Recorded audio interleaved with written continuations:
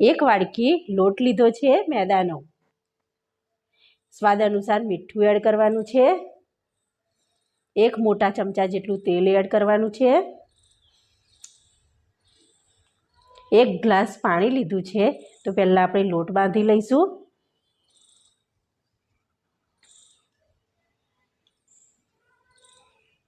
બહુ ઢીલો કે કઠણ લોટ રાખવાનો નથી, મીડિયમ રાખવાનો છે. તો આવી રીતના મોટું સરસ લુવો બનાવવાનો છે. તો પહેલાં એને વણી લઈશું. આવી રીતે વણી લીધી છે રોટલીને. આવી રીતે ચીઝની સ્લાઇસ મૂકી દેવાની છે. તો આપણે આવી રીતના એને વારી લઈશું. હલકા હાથે એને વણી લઈશું.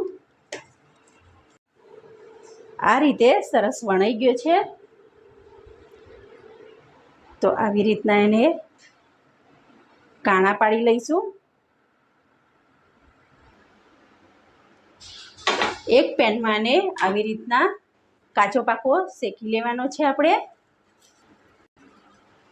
આવી રીતે આટલો જ કાચો પાકો એને શેકવાનો છે. આવી રીતે પિઝા સોસ ઉપર લગાવી લેવાનો છે.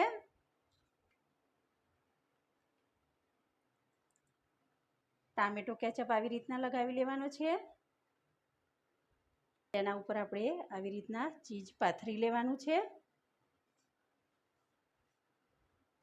આવી રીતે ડુંગળી ગોઠવી લેવાની છે. આ રીતે કેપ્સિકમ મૂકી લેવાના છે.